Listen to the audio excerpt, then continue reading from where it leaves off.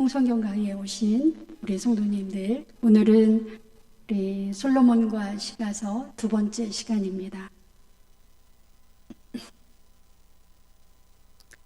네, 솔로몬과 시가서, 솔로몬의 이야기를 우리 지난 시간에 통치 전반기, 솔로몬의 40년 그 통치 중에서 전반기 23년에 대해서 저희가 같이 보셨고요.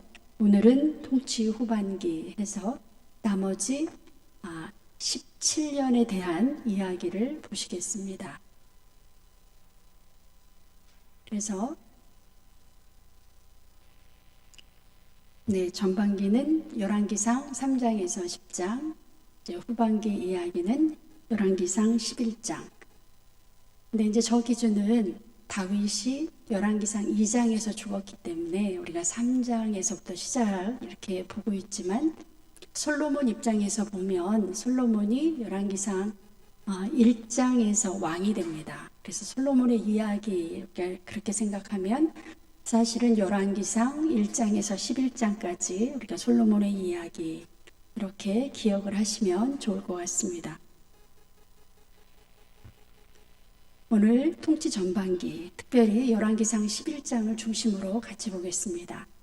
그 후반기로 가면 솔로몬은 그 하나님의 말씀, 제사장 나라, 그 말씀에 대한 충성도가 굉장히 떨어지고 어중간한 제국의 모습을 갖추려고 많이 노력을 했습니다.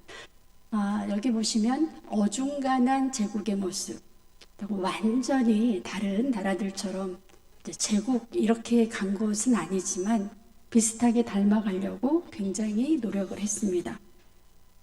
그래서 국방에 굉장히 많은 힘을 썼고요. 우리가 뒤에 가서 자세히 보겠습니다. 보시면 솔로몬 통치 후반기의 특징은 경제력과 국방력으로 국가를 좌지우지하는 그런 나라. 그래서 대표적으로 정략 결혼에 굉장히 열을 올렸습니다. 무슨 결혼이요? 정략 결혼. 네, 결혼을 그 통치 수단으로 이용을 해서요. 솔로몬의 통치하는 기간 동안 같이 한번 읽어보겠습니다. 솔로몬이 그 강에서부터 블레셋 사람의 땅에 이르기까지와 애굽 지경에 미치기까지의 모든 나라를 다스림으로 솔로몬이 사는 동안에 그 나라들의 조공을 바쳐 섬겼더라. 여기 조공이라는, 솔로몬 주변에 많은 나라들이 솔로몬에게 조공을 바쳤는데 그 조공 그 품목 내용 중에 그 이방 공주들이 다 들어가 있었습니다. 그래서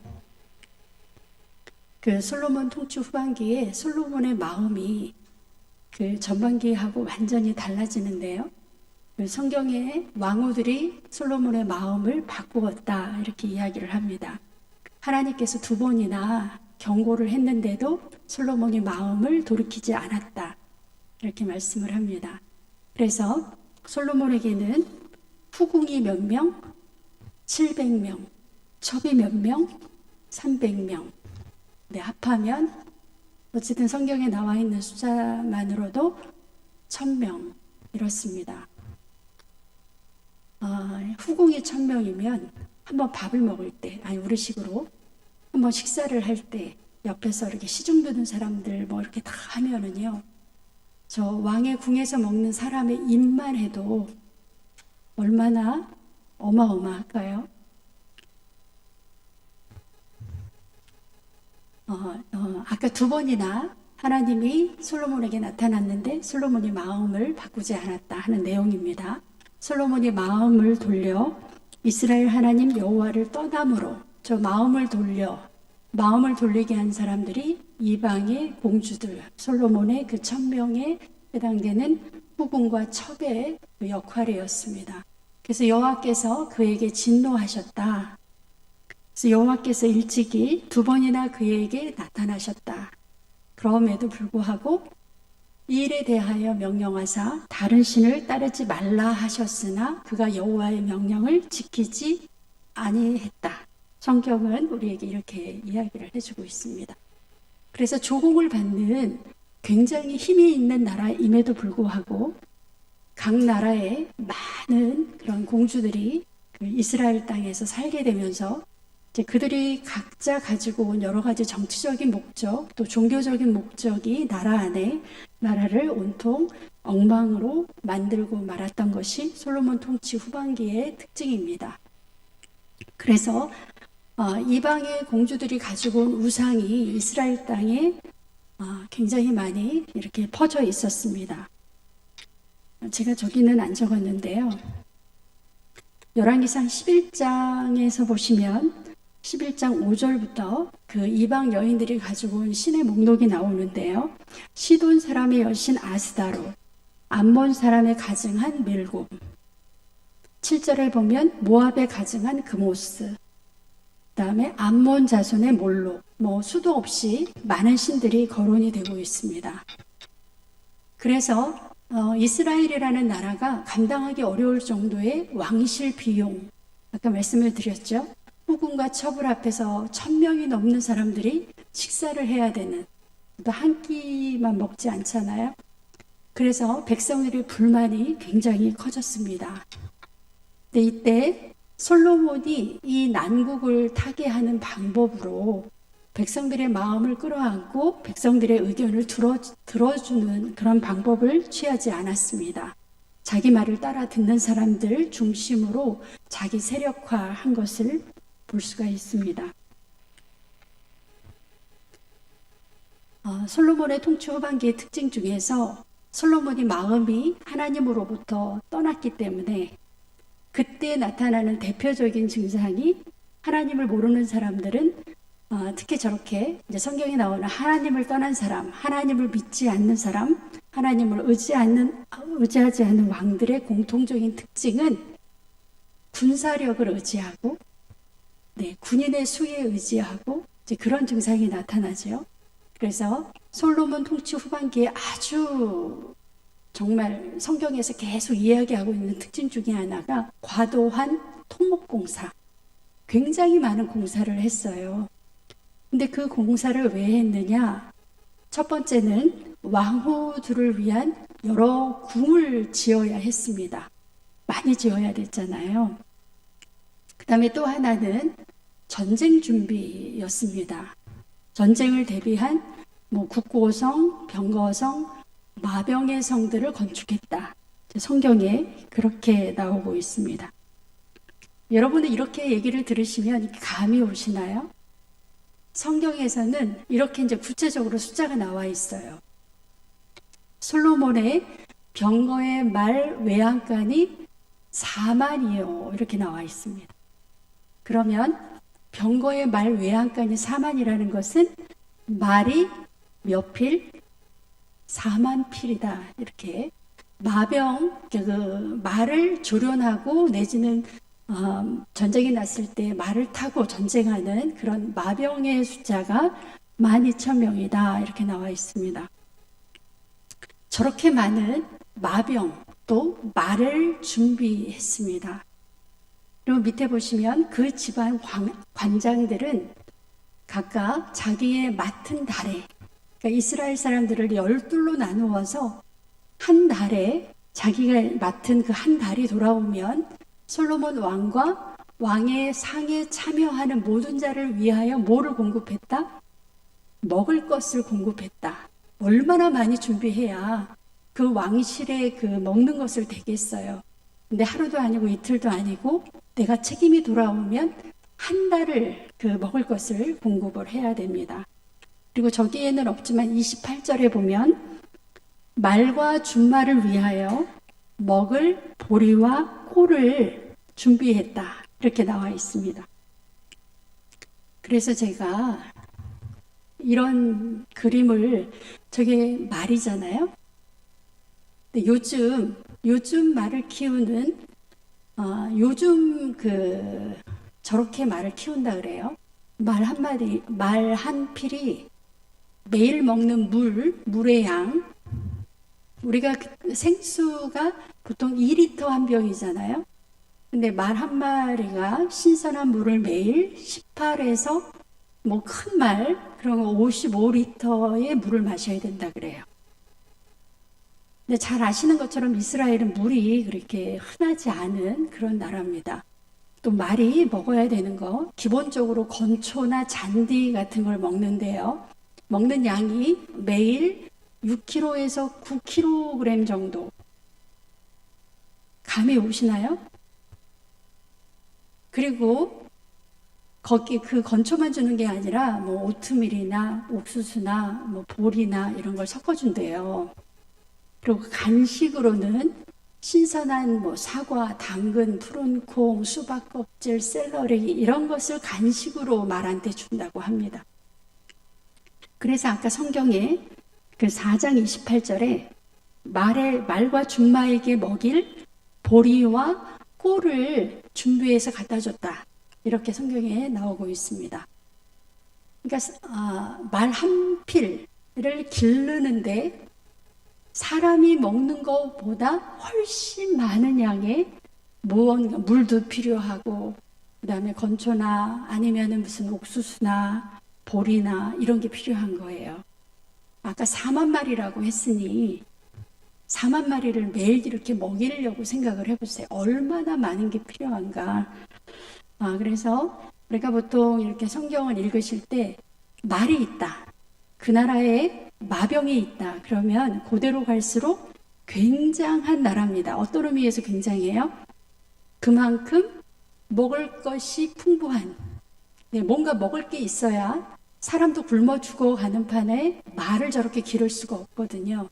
그러니까 솔로몬 시대에 얼마나 먹을 것이 얼마나 풍부했나, 다른 말로 하면 경제력이 얼마나 대단했나 라는 것을 보여주는가 하면, 한편으로는 저 말 먹을 것까지 다 준비해서 백성들이 다 제공을 해야 되는 어마어마한 부담이 있었다라는 양면을 우리가 볼 수가 있습니다. 네. 한번 저기는 우리가 좀 이렇게 꼼꼼히 한번 읽어볼게요. 우리가 성경의 저런 구절들은 잘 안 읽게 되거든요. 15절 같이 읽겠습니다. 시작. 솔로몬 왕이 역군을 일으킨 까닭은 이러하니 여호와의 성전과 자기 왕궁과 밀로와 예루살렘 성과 하솔과 무깃도와 게셀을 건축하려 하였음이라. 우리가 이미 알고 있는 게 있어요. 저기서 보면 여호와의 성전과 자기 왕궁을 짓기 위하여 백성들을 모아서 성전 짓고 왕궁 짓는데 그 노동력을 백성들이 제공하는 거죠. 지금처럼 무슨 뭐 기계가 포크레인이 있겠습니까? 뭐 기계로 이렇게 기중기로 올리겠습니까? 다 백성들이 하는 거잖아요. 그래서 여호와의 성전 7년, 자기 왕궁 17년, 20년 동안 백성들이 저 때만 해도 굉장히 기쁜 마음으로 정말 우리나라에 이제 성전이 생기는구나, 우리나라에도 왕이 있을 그런 번듯한 그런 왕궁이 생기는구나 그랬는데, 저기에서 끝나는 게 아니고 저기 보시면 밀로와 예루살렘 성과 하솔과 무깃도와 게셀. 나는 성경을 읽으면서 게셀이라는 동네 처음 들어본 것 같아요. 아마 그런 분도 계실 거예요. 저를 따라 합니다. 하솔, 무깃도, 게셀, 이런 지역은 군사적 전쟁이 일어났을 때 요충지예요. 그래서 저기에서 일단 적군을 막아야만 예루살렘까지 오는 길을 차단하는 아주 중요한 군사적 그런 요충지, 그런 역할을 합니다. 여러분 저기 무깃도 나오잖아요. 신약에 가면 아마겟돈이라고 하는 같은 말입니다. 무깃도, 아마겟돈. 그래서 저기는 옛날부터 전쟁이 많이 일어났던 곳. 그런데 저런 중요한 군사적인 그런 요새와 같은 곳을 정말로 이렇게 성을 쌓아서 요새를 만들어서 전쟁이 났을 때 대비하는 이제 그런 건축을 했다는 겁니다. 그래서 아까는 그런 거를 계획하려고 했다. 근데 이제 17절부터 솔로몬이 지은 여러 가지 건물, 성 뭐 이런 거가 나옵니다. 솔로몬이 게셀과 아래 벳호른을 이게 이제 지역 이름이잖아요. 지명. 게셀과 벳호른을 건축하고 또 바알락과 그다음에 저 뒤에 다드몰과 자기에게 있는 모든 국고성과 병거성과 마병의 성들을 건축했다. 맨 밑에 보시면 자기가 솔로몬이 그가 다스리는 온 땅에 건축하고자 하는 모든 것을 다 건축했다. 성경에 이렇게 나와 있어요. 하나만 여쭤볼게요. 병거성, 이게 뭘까요? 오늘날로 말하면 아까 저기 마병의 성은 뭘까요? 그 무기또에 가시면, 여러분이 나중에 성지순례 가셨을 때 무기또에 가면 철로 이렇게 조형물처럼 여러 말을 이렇게 해놨어요.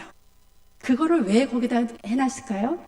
무기또에는 저 마병의 성이 있었던 거예요. 그래서 거기 위로 조금 올라가면 그 말 구유 같은 거 있잖아요. 말이 먹는 그런 그 말 먹이, 통ung, 이제 그런 거가 이렇게 일률적으로 딱딱딱딱 돼서 여기서 말을 키우고 말을 여기서 재우고 했던 곳이구나, 마성이구나라는 걸 금방 알 수가 있습니다. 근데 우리가 이제 저런 성경적인 내용을 알고 가시면 여기가 우리가 성경에서 읽었던 무기또의 그 마성이구나라는 걸 알 수가 있어요. 지금도 가서 우리가 볼 수가 있습니다. 저렇게 말을 위해서 성을 짓고, 그 다음에 솔로몬이 가지고 있는 병거를 아무데나 복원할 수 없으니까 일종의 무기고 같은 역할을 하는 거죠. 병거성과 마병의 성들까지 어마어마한 건축을 했다 하는 것을 볼 수가 있습니다. 얼마나 힘들었겠어요. 그러니까 옛날에는 저런 건축을 또 농한기에는 못했어요. 농한기에는 뭐 해야 되죠? 농사 지어야 먹고 살잖아요. 저건 언제 하냐면 농번기에, 우리식으로 말하면 겨울에 농사 짓지 않을 때. 그러니까 그 일반 백성들은 쉴 시간이 없는 거예요. 그냥 그것도 1년에 끝나는 것도 아니고 10년에 끝나는 것도 아니고, 저렇게 이제 국가에 그렇게 노동력을 제공해야 되는 그런 상황이었습니다. 그래서 나라가 솔로몬이 죽은 다음에 이제 백성들이 도저히 못 살겠다. 우리 이런 상태로는 도저히 더 이상 살 수가 없다. 이제 솔로몬이 죽었으니, 나라의 왕이 바뀌었으니 우리가 좀 이렇게 제안을 해보자. 그래서 저기 보시면 왕의 아버지가 무슨 말이에요? 솔로몬이 우리의 멍에를 무겁게 했지만 이 왕은 누구냐면 솔로몬의 아들 르호보암이 왕이 됐어요. 솔로몬이 죽은 다음에. 르호보암은 이제 왕의 아버지가 우리에게 시킨 뭐예요? 고역과 매운 무거운 멍에를 어떻게 해달라? 가볍게 해달라. 그냥 우리가 지금 생각하면, 저 본문을 읽으면 여러분이 앞에서 얼마나 많은 성을 짓고 하다못해 마성, 병거성까지 그렇게 많은 노역에 시달렸기 때문에 이제 저 이야기를 딱 듣는 순간 눈물이 핑 도는, 얼마나 힘들었으면 새로 왕이 된 르호보암에게 찾아와서 10지파가 모여서 찾아왔어요. 찾아와서 우리에게 제발 고역을 좀 그만 시켜달라. 매운 무거운 멍에, 아주 많은 세금이죠. 이런 것을 좀 가볍게 해달라. 이렇게 하소연을 했습니다. 그리하시면 우리가 왕을 섬기겠나이다. 이렇게 이야기를 했는데, 여러분 아시죠? 이 르호보암이 저 이야기를 어떻게 받았습니까? 우리가 다음 주에는 이렇게 남북이 분열되는 이야기를 조금 더 자세하게 하고요. 오늘은 그냥 내용의 흐름만 보겠습니다. 그랬더니 이 아들 르호보암이 왕이 된 다음에 12장 14절에 어린 사람들의 자문을 받았다. 성경은 이렇게 나와요. 저기서 말하는 어린 사람이라는 것은 솔로몬과 함께 새로 정계에 진출한, 요즘으로 말하는 뭐라 그러죠? 신인. 그런데 사실은 저 어린 사람 말고 그 나이 드신, 은퇴하신 솔로몬과 같이 나라를 경영했던 그런 사람들에게도 물어봤는데, 그 사람들은 백성을 좀 섬기시라고 이렇게 충고를 했거든요. 그런데 르호보암은 자기랑 같은 또래의 그 신인, 새로 정치에 입문한 이런 사람들의 자문을 따라서 나는 너희의 멍에를 어떻게 하겠다? 더욱 무겁게 하겠다. 내 아버지는 채찍으로 너희를 징계했다면 나는 어떻게 하겠다? 정갈 채찍으로 너희를 징치하리. 이게 무슨 말이에요? 우리 아버지 때보다 훨씬 더 중하게 너희를, 우리 백성들을, 더 세금도 많이 걷고 더 노동도 많이 시키고 막 이렇게 한 거예요. 그래서 백성들이 도저히 르호보암 밑에서는 살 수가 없겠구나. 그래서 열 지파가 이렇게 위로 올라가서 이제 북이스라엘이라고 하는 새로운 나라를 만드는 것을 볼 수가 있습니다. 그래서 정리를 하면 솔로몬 통치 후반기의 패단, 무엇이 잘못됐는가 보는 거예요. 왕실이 어마어마하게, 어마어마한 정도가 아니라 말도 안 되게 커졌잖아요. 그래서 그 왕실의 사치와 또 그걸 유지하기 위한 과다한 세금과 또 그 공주들이 가지고 들어왔던 굉장히 이름도 알 수 없는 어마어마한 그런 이방 신들, 그래서 종교적으로 혼탁해지고, 그 예루살렘 성전 바로 앞에 우리가 알고 있는 감람산이 있잖아요. 거기에다가 많은 이방 신전의 재단, 쌓았어요. 신전을 만들었어요. 그러니까 얼마나 나라 안이 엉망이었겠습니까? 그리고 지금 보신 것처럼 과다한 전쟁 준비. 그래서 말도 굉장히 많이 사들이고 말을 유지하기 위해서 마성도 짓고 이렇게 나라의 운영을 이렇게 했습니다. 그래서 이를 해결하기 위해서 그 솔로몬이 백성들의 마음을 다독이고 백성들을 섬기는 그런 그 성군으로서의 솔로몬이 아니라 어떻게 하기로 했냐면, 나는 너희를 정갈 채찍으로 다스리겠다. 이렇게 이제 백성들을 무시하고 아나무인격으로 그렇게 했기 때문에 이제 솔로몬 죽고 나서 그의 아들 때에 가서 남북이 저렇게 분란이 되는 남유다 북이스라엘의 그런 상황으로 바뀌었습니다. 그래서 우리가 전에 사울 왕 때 12지파가 있었잖아요. 근데 사울 왕이 죽은 다음에 어떻게 바뀌었죠? 이스보셋하고 다윗 왕으로 이렇게 남북으로 잠깐 7년 6개월 동안 이렇게 분열이 됐던 때가 있습니다. 그런데 다시 다윗이 저 분열됐던 나라를 하나로 모아서 통일 왕국을 우리가 세웠습니다. 그런데 오늘 보시면 다윗이 12지파를 그렇게 하나로 모아서 한 나라로 가려고 애를 쓰고 몸부림쳤는데 다윗의 아들 솔로몬 때 그가 과한 이방신전과 여러 가지, 그래서 여러분이 보신 대로 그의 아들 여로보암 때는 다시 나라가 남북으로 저렇게 나뉘는, 그래서 위에 그 여로보암 다른 사람이죠. 그 사람이 10지파를 가져가고 솔로몬의 아들 르호보암은 2지파만 갖게 되는 저렇게 불행한 남북이 나뉘어지는 그런 역사를 만들었습니다.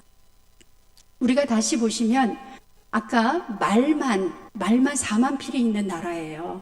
그렇게 전쟁 준비를 많이 하고 그렇게 했는데도 결국 나라는 어떻게 쪼그라들게 됐냐면, 어느 나라가 쳐들어와서 나라가 국력이 아니면 나라가 이렇게 힘이 빠진 게 아니라 자기네 나라 자체에서 남북이 나뉘면서 저렇게 나라의 힘이 빠진 것을 볼 수가 있습니다. 우리가 솔로몬의 그 정치 후반기, 솔로몬의 그 후반기 이야기를 여러분이 보셨습니다. 그래도 우리가 솔로몬이 마지막에 전도서를 우리에게 남겨주신 거, 전도서의 이 내용을 보면 정말 인생의 뒤안길에서 솔로몬이 마지막 찾은 보석 같은 이제 그런 이야기를 우리에게 전해주고 있습니다. 그게 바로 전도서의 말씀입니다. 전도서를 보면, 전도서 여러분 잘 아시죠? 여러분 좋아하시죠? 전도서를 보면 가장 먼저 나오는 것이 뭐가 나오죠? 사람의 수고가 헛되고 헛되다. 헛되다. 이렇게 시작을 합니다. 그리고 해 아래 새 것이 없다. 이렇게 시작을 해요. 해 아래 새 것이 없고, 즐거움도 헛되고, 또 인간 지혜에는 한계가 있고, 모든 일에는 때가 있다. 올해 그 코로나 상황에서도 이렇게 가을 거지가 끝나고 이렇게 겨울이 다가온다는 것이 이렇게 믿겨지지 않을 정도로 정말 그 봄, 여름, 가을, 겨울의 이 때를 우리가 정말 감사하다 한 생각을 합니다. 모든 인생은 흙으로 돌아간다. 여러분, 그 모든 인생은 흙으로 돌아간다. 또 뒤에 가서 또 나오는데요. 재물로 만족할 수 없다. 그 전도서에서 솔로몬이 이런 말씀을 하고 있습니다. 그런데 우리가 전도서를 보면 그런 인생의 무상함과 덧없음을 말하는 이유는 그것을 알게 되면 인생이 저렇게 헛되다. 모든 것이 헛되다. 이것을 알게 되면 이 헛된 인생을 좀 더 보람 있게 살 수 있는 방법이 있다. 사실은 그것을 말하기 위한 것입니다. 어떻게 극복을 할 수 있느냐? 전도자가 제시하는 가장 중요한 대안은 하루라도 젊었을 때 창조주 하나님을 기억하는 것이다. 네. 50이 되신 분이 하루라도 젊다 그러면은 어떻게 되는 거예요? 60 되기 전에, 55 되기 전에, 60입니다. 그러면 나는 언제가 가장 젊어요? 지금이 가장 젊어요. 그러니까 65 되기 전에, 내가 70이면 75 되기 전에, 어쨌든 하루라도 젊었을 때 우리가 창조주 하나님을 기억을 해야 된다. 우리 전도서에서 이렇게 말을 하고 있습니다. 그래서 전도서는 헛되다 이 이야기만 하는 게 아니라 그런 인생이기 때문에 우리가 그 안에서 행복하게 살려면 행복이라는 단어가 전도서에 많이 나옵니다. 우리 성도님들은 언제 행복하신지 한번 생각을 해보겠습니다. 선을 행하는 사람이 행복한 사람이다. 서로 돕는 사람이 행복한 사람이다. 입술을 지키는 사람이 행복한 사람이다. 죽음을 기억하는 사람이 행복하다. 네. 치우치지 않는 사람이 행복하다. 네, 저 중에서 어떤 행복이 이렇게 탁 와 닿으세요? 죽음을 기억하는 사람이 행복하다. 저게 이렇게 가슴에 와 닿으시나요? 우리가 모두가 다 저렇게 생각하는가? 사실은 그렇지 않아요. 우리가 이렇게 어떤 분을 보면, 어떨 때 우리 자신을 보면, 우리가 100년, 200년 살 것처럼, 우리가 나에게는 죽음이 없을 것처럼, 이렇게 온갖 것, 모든 것 다 해보고 싶고, 다 누리고 싶고, 이런 우리 마음 안에 있는 우리가 죽음을 기억하면서 사는 이제 그런 그 모습이 안 보일 때가 가끔씩 있습니다. 그런데 죽음을 기억하는 사람이 행복한 사람이다. 이렇게 말을 하고 있습니다. 행복한 사람. 그 다음에 전도서에서 굉장히 강조하는 게 기억하라는 거예요. 우리 처음에는 헛되다 이렇게 시작을 해서 그럼에도 불구하고 행복하려면 우리가 어떻게 해야 된다. 그 다음에 그렇게 행복해지기 위해서 우리가 반드시 기억해야 될 일이 있다. 그래서 그 기억은 모두 다 하나님의 손에, 모든 것이 다 하나님의 손에 있음을 기억해야 된다. 하나님의 손에 모든 게 다 있습니다. 네, 우리도 그렇게 고백을 하고 있죠. 하나님의 손에 모든 게 다 있다. 모든 인생이 죄인임을 기억해야 된다. 나 역시도, 우리 역시도 죄인이다. 하나님의 심판을 기억해야 되고 이후에 노인이 될 것을 기억하라. 네, 솔로몬의 이 전도서의 특징은 아까 죽음을 생각해야 되고 여기서 보시면 노인이 될 것을 기억해야 된다는 많이 통하지요. 그래서 우리가 하루라도 한시라도 헛되게 살지 말라고 하는 그런 말씀을 저렇게 하고 있습니다. 노인이 우리가 된다는 것을 기억하라. 제가 나이가요 56입니다. 젊은가요? 나이가 들었나요? 근데요, 어떨 때 보면 깜짝 놀래요. 아니, 언제 그렇게 됐지? 언제 그 나이가 됐지? 그러니까 10년도요. 우리 권사님들 앞에서 드릴 말씀은 아니지만 10년도 그냥 훌쩍 이렇게 넘어가는 게 인생이구나 하는 생각을 하게 됩니다. 엊그제가 50 되는 50이 된다고 해서 어머 내가 어떻게 50이지 했는데 이제 60을 바라보는, 네, 이게 세월이 때가, 그래서 이게 마냥 젊을 줄 알았는데 나이가 들어간다는 거. 전도서에서는 노인이 될 것을 꼭 기억해야 된다. 젊은 날이 항상 있는 게 아니다. 우리가 교회 봉사할 수 있는 날이 항상 있는 게 아니다.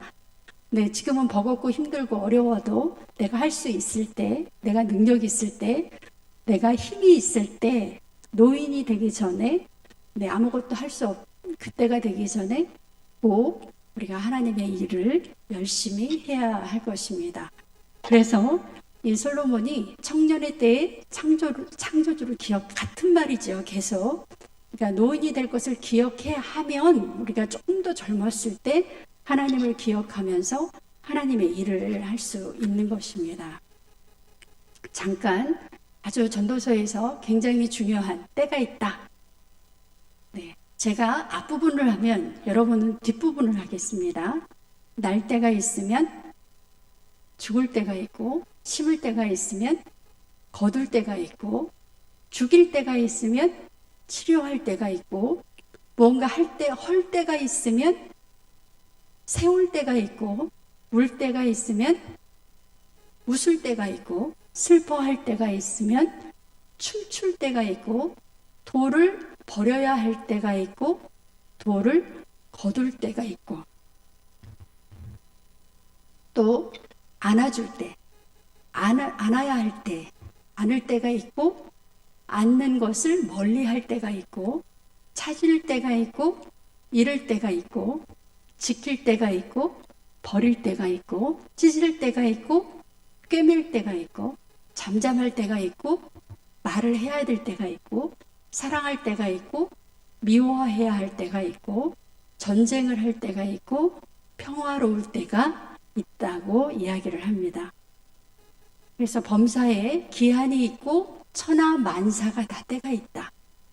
나에게 지금 어떤 사건이 아니면 어떤 시간이 어떤 때인가를 잘 분별하시면서 하나님이 주어진 어느 때인가, 우리가 그것을 놓고 하나님 앞에 기도해야 될 것입니다. 내가 지금 울어야 할 때인지, 기뻐해야 될 때인지, 열심히 찾아야 할 때인지, 하나님한테 지혜를 구하는, 네, 그래서 전도서 3장 11절에 굉장히 좋은 말씀이라 제가 그냥 올렸습니다. 같이 한번 읽어보겠습니다. 하나님이 모든 것을 지으시되 때를 따라 아름답게 하셨고, 또 사람에게는 영원을 사모하는 마음을 주셨느니라. 그러나 하나님이 하시는 일의 시종을 사람으로 측량할 수 없게 하셨도다. 제가 굉장히 좋아하는 말씀이기도 하고요. 때를 따라 아름답게 세상을 창조하시고 모든 것을 지으셨다. 그 다음에 또 우리에게는 영원을 사모하는 마음을 주셨다. 우리 마음 안에는요, 아무리 돈이 많아도, 아무리 권세가 있어도, 아무리 남편이 나를 사랑해줘도 채워지지 않는 어떤 마음이 있어요? 영원을 사모하는 마음. 거기가 안 채워지면 우리 마음이 공허한, 나는 다 가진 것 같은데 왜 이렇게 마음이 붕 떠 있지? 네, 하나님으로 안 채워지면 절대 채울 수 없는 그런 우리 안에 마음이 있다. 또 하나는 하나님이 하시는 일의 시종을 사람으로 측량할 수 없게 하셨다. 우리가 대단한 사람들은 마치 3년 후, 5년 후, 10년 후도 막 대단하게 뭔가를 할 수 있는 것처럼 이야기를 하지만, 우리가 성서적으로 고백을 할 때는 가장 정확한 표현은 내일 일은 난 몰라요. 그게 가장 정확한 표현인 것 같습니다. 내일 일을 내가 안다고 내가 계획을 세워서 하나님 꼭 이렇게 해주세요. 아무리 기도해도 하나님의 계획을 우리가 다 측량할 수가 없기 때문에 우리는 그저 내일 일은 나는 모르니 누가 해주세요? 하나님이 해주세요. 나 대신 해주세요. 나 대신 계획을 세워주세요. 나 대신 이루어주세요. 더 좋게 해주세요. 이렇게는 할 수 있지만 우리가 일일이 다 계획을 세워서 마치 하나님의 영역에 들어가 있는 것처럼 그렇게 할 수 없다. 솔로몬이 이렇게 이야기를 하고 있습니다. 또 우리가 솔로몬의 이 전도서를 이렇게 이제 마감하면서 생각해 봐야 될 것은 솔로몬이 이 전도서에서는 때 이야기를 할 때 청년의 때 창조주를 기억하라 이렇게 이야기를 합니다. 그런데 솔로몬의 아들이 르호보암이 나중에 나라가 남북으로 나뉠 때 가장 이렇게 좀 안 좋은 역할을 했잖아요. 그래서 사실은 우리가 성경을 배울 가장 적기는 청년의 때에 하나님을 알게 되면 늦어요, 안 늦어요? 사실은 네, 기회가 만약에 된다면 언제 성경을 알아야 되냐면 언제 청년의 때보다도 훨씬 이르게 우리가 세상에 뭔가 지식을 배울 때 우리 식으로 말하면 유치원에 해당될 때 우리가 그때부터 성경을 열심히 가르쳐야 되고 또 아이들이 성경을 그때부터 마음에 담아야 대표적인 사람이 다윗이 그렇잖아요. 다윗.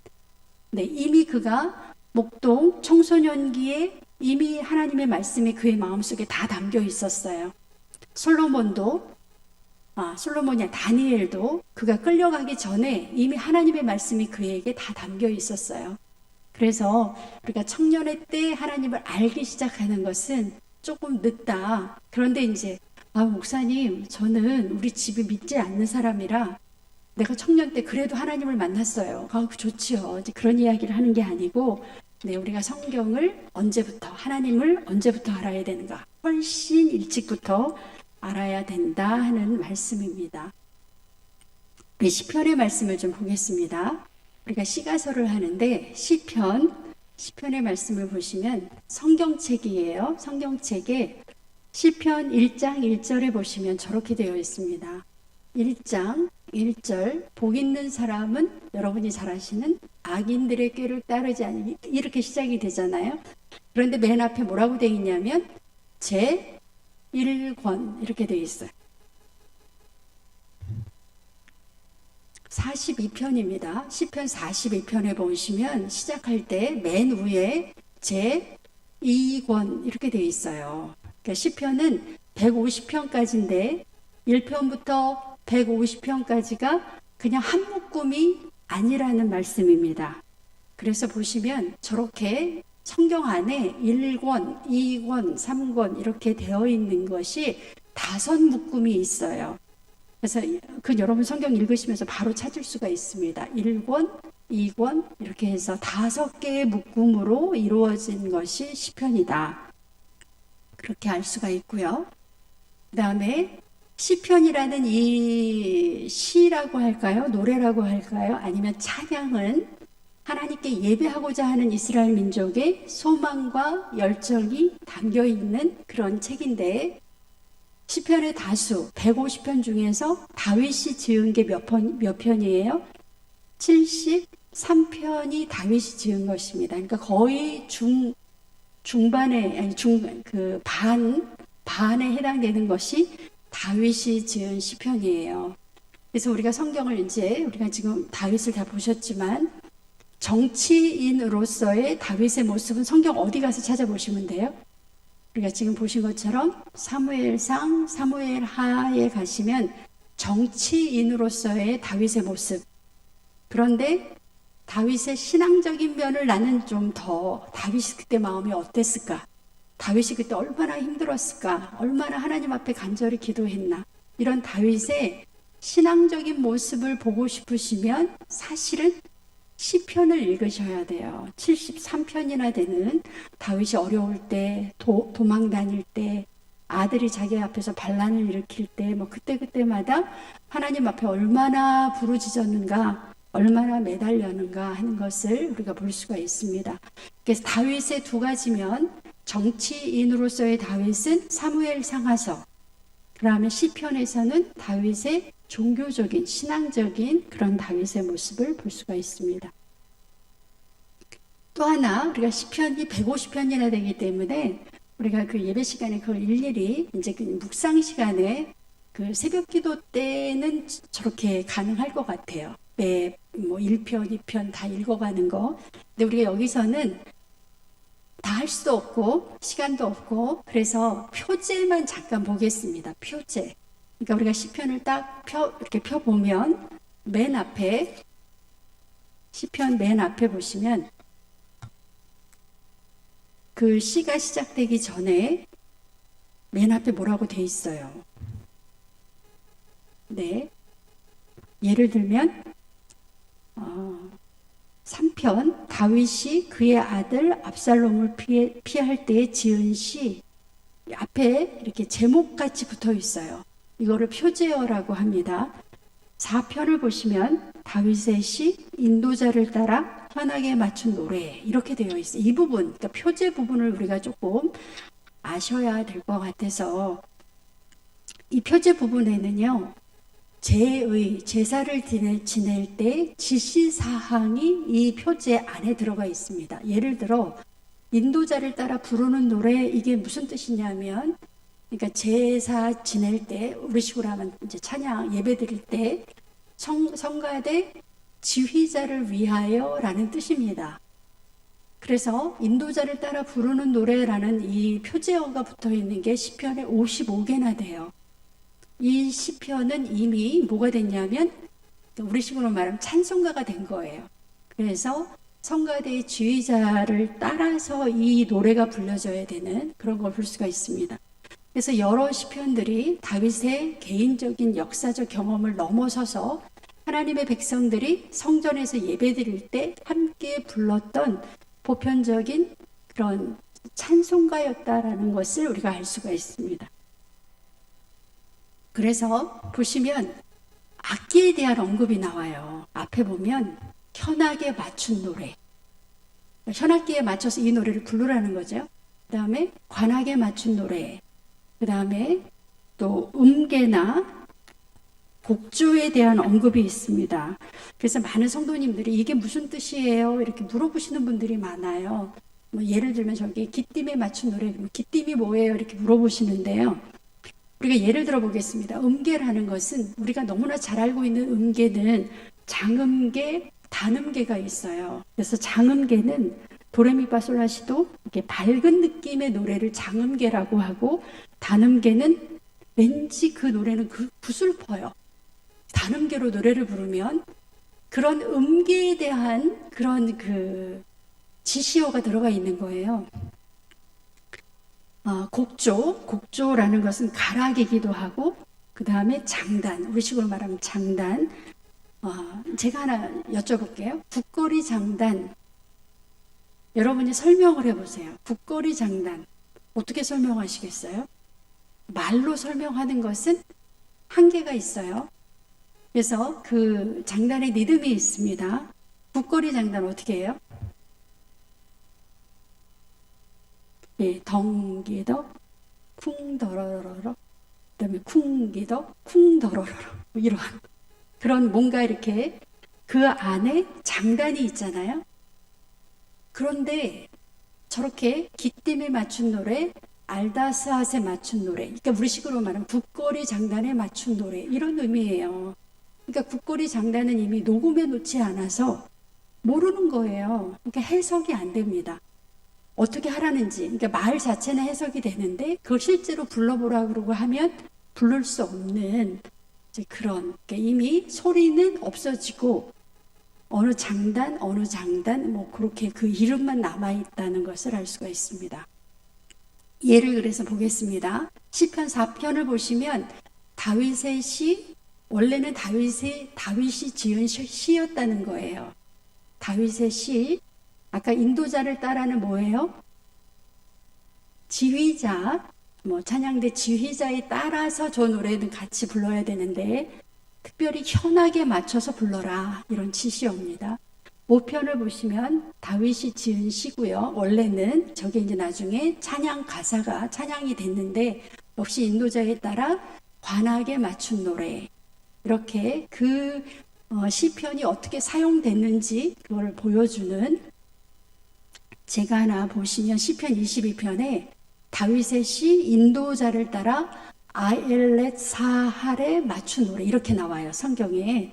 근데 번역을 하면 너무 이상해서 그냥 히브리어 그 발음대로 그냥 적어 놓은 거예요. 번역을 하면 어떻게 되냐면 사슴이라는 곡조에 맞춰서 노래를 부르라는 거예요.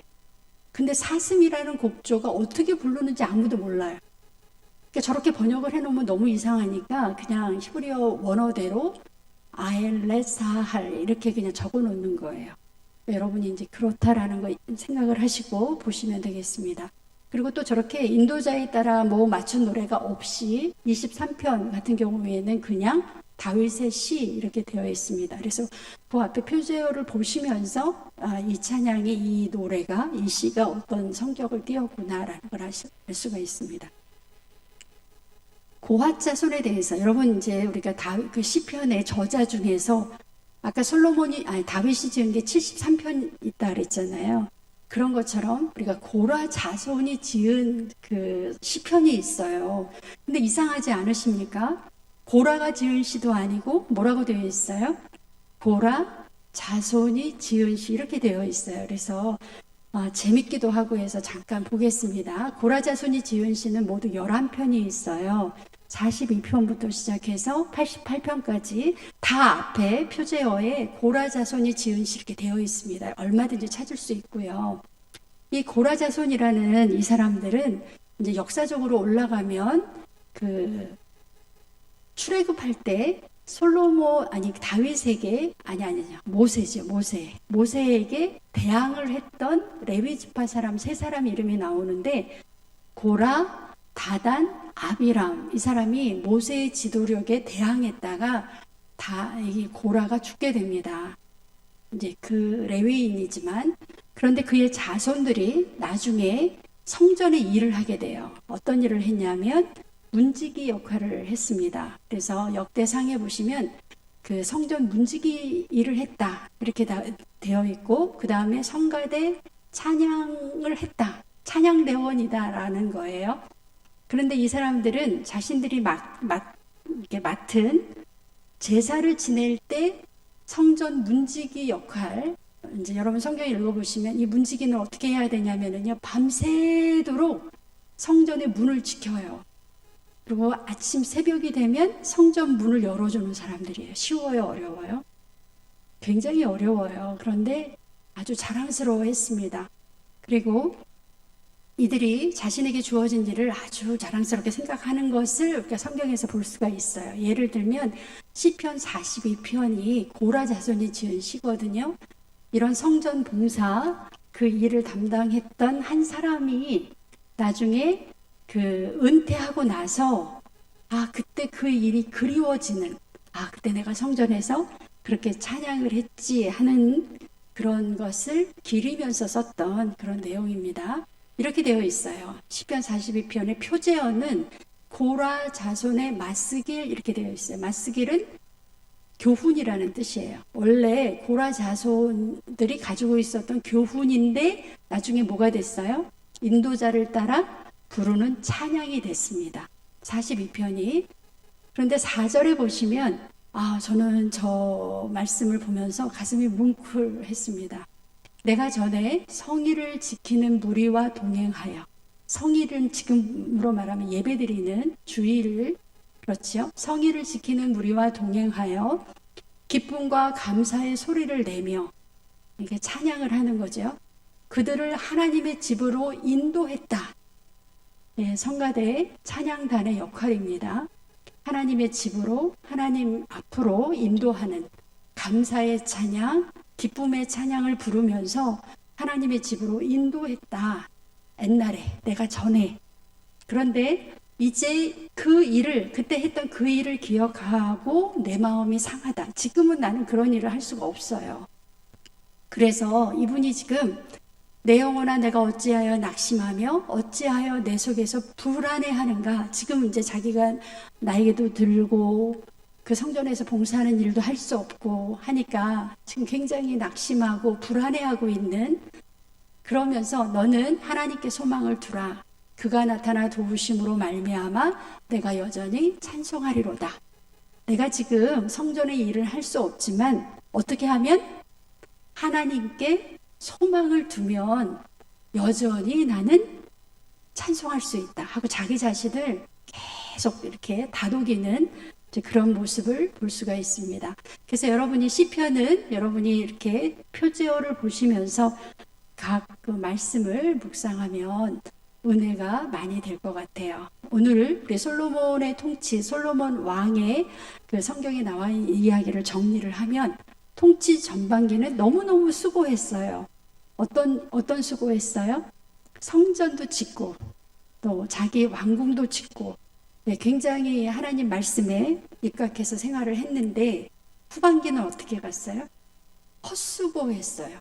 그렇게 많은 마병, 병거성, 무슨 성 지었는데 전쟁도 못 해보고 나라가 둘로 나뉘었습니다. 헛수고했어요.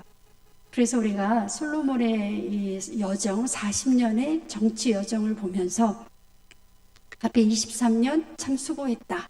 그런데 뒤에 17년 차라리 안 하느니만 못한 헛수고를 했구나 하는 것을 우리가 보게 됩니다. 예, 우리가 오늘 솔로몬과 시가서에서 그 성경 범위는 열왕기상 3장에서 11장, 지난 시간에 이어서 잠언, 아가, 전도서, 시편 말씀을 보셨습니다.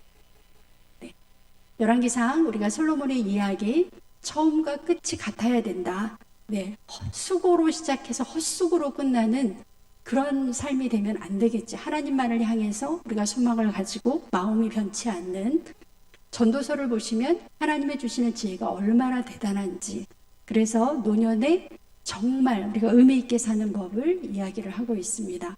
오늘 보신 시편 찬양을 통해서 하나님께서는 세세무궁토록 찬양 받으실 만한 그런 분이신 것을 우리가 잊지 않고 어떤 상황이 되든지 하나님 앞에 찬양으로 올려드리는 그런 우리 모두가 됐으면 좋겠습니다.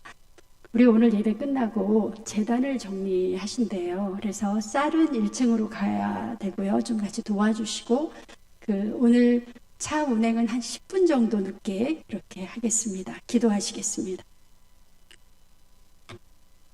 사랑의 주 하나님 감사합니다. 우리 솔로몬의 40년의 인생 여정을 우리가 살펴보았습니다.